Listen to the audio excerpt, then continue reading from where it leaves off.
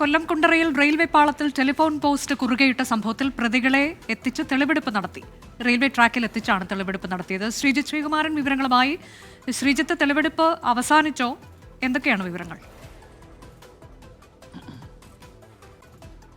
തെളിവെടുപ്പ് അവസാനിച്ച് രണ്ട് പ്രതികളെയും കൊണ്ട് പോലീസ് ഇപ്പോൾ മടങ്ങിയിട്ടുണ്ട്. പെരുമ്പുഴ സ്വദേശി അരുൺ, അതുപോലെ തന്നെ കുണ്ടറ സ്വദേശി രാജേഷ്, രണ്ടുകളാണുള്ളത്. നമുക്ക് ഈ പുറകിൽ നമ്മുടെ ക്യാമറമാൻ അരുൺ പകർത്തുന്ന ദൃശ്യങ്ങളാണ്. നമ്മുടെ ഈ പുറകിലുള്ള റെയിൽവേ ട്രാക്കിലാണ് ടെലിഫോൺ പൈപ്പ് കൊണ്ടുപോയി വെച്ചത്. അതിൽ പ്രതികൾ നൽകിയിരിക്കുന്ന മൊഴി ഈ വേർതിരിക്കാൻ വേണ്ടി, അത് വിൽക്കാൻ വേണ്ടിയുള്ളൊരു ശ്രമം തന്നെയായിരുന്നു നടന്നത്. അപ്പോൾ മുറിച്ച് സ്ക്രാപ്പ് രൂപത്തിലാക്കി കഴിഞ്ഞാൽ ഇത് പെട്ടെന്ന് തന്നെ വിൽക്കാൻ കഴിയും. അതിൻ്റെ ഭാഗമായാണ് ഇത്തരത്തിൽ തങ്ങൾ ഈ മോഷണം നടത്തിയത്.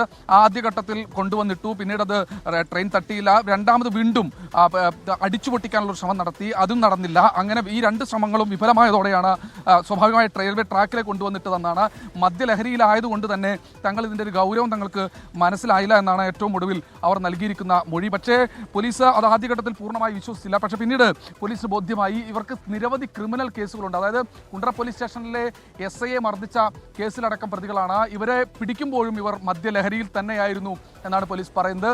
അതായത് പ്രതികൾക്ക് ഇതിൻ്റെ ഒരു ഗൗരവം മനസ്സിലായിട്ടില്ലെന്നാണ് പറയുന്നത്. പക്ഷേ പോലീസ് പറയുന്നത് ഗൗരവം മനസ്സിലായിട്ടില്ലെങ്കിലും മനഃപൂർവ്വം ഇത്തരത്തിൽ കൊണ്ടുവന്നിടാനുള്ള സാധ്യത അവർ മുന്നിൽ കാണുന്നുണ്ട്. കാരണം ഇത് കുറ്റകരമായ കാര്യം തന്നെയാണ്. വലിയൊരു അട്ടിമറി ശ്രമത്തിലേക്കടക്കം കാര്യങ്ങൾ ഒരുപക്ഷെ പോയിരിക്കാം. ഈ റെയിൽവേ ട്രാക്കിലേക്ക് ഈ പൈപ്പ് കൊണ്ടുവന്ന് വെച്ചത് ഒരുപക്ഷെ ട്രെയിൻ വന്നെങ്കിൽ വലിയ അട്ടിമറിയിലേക്കടക്കം പോകാൻ, അപകടത്തിലേക്കടക്കം പോകാനുള്ള സാധ്യതയുണ്ട്. എന്തായാലും പ്രതികളെ കൊണ്ട് പോലീസ് ഇപ്പോൾ മടങ്ങിയിട്ടുണ്ട്.